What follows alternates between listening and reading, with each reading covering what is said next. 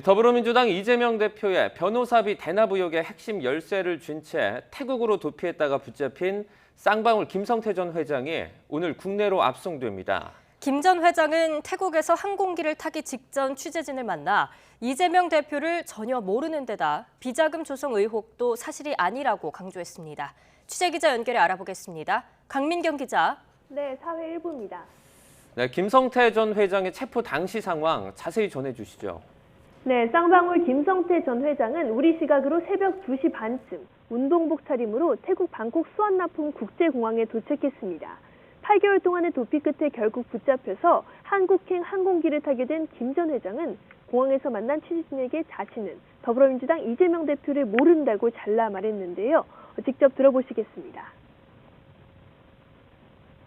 전화도 한 적 없으세요? 이재명 씨는 전화나 뭐 이거 한 적 없는데. 전화는 한 번 하신 적 있지 않으세요? 없습니다. 전화 없고요. 전화보다 말도 못하고. 김 전 회장은 쌍방울이 지난 2018년과 2019년 전환 사채 200억 원을 발행한 뒤 여러 차례 사고 팔면서 비자금을 조성했다는 의혹에도 선을 그었는데요.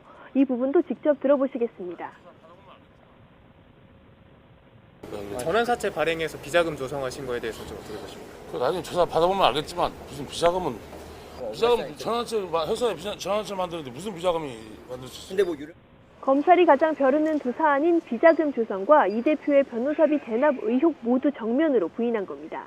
이 밖에도 김 전 회장은 유엔 사무소에 망명을 타전했다는 언론 보도에도 사실이 아니라고 항변했습니다. 또 자신의 도피 생활을 호화 도피로 비판한 데 대한 불만을 표출하기도 했는데요. 직접 들어보시죠. 하루하루 지옥같이 살았습니다.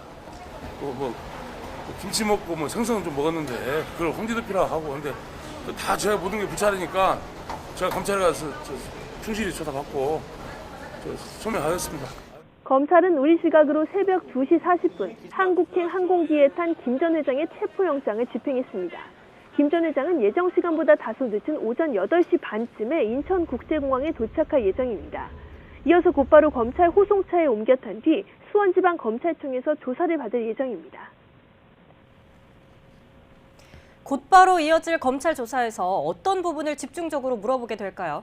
네, 검찰은 김 전 회장을 상대로 이 대표가 경기지사로 있었던 지난 2018년 공직선거법 위반 사건 재판 때 변호사 비용 20억 원을 대신 내줬는지 캐물을 전망입니다.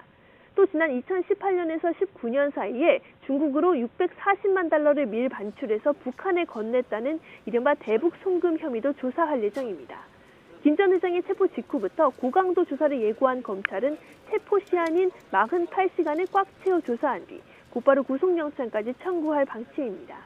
다만 김 전 회장이 한사코 이 대표를 모른다고 하고 있어서 수사가 제대로 이루어질지는 미지수입니다.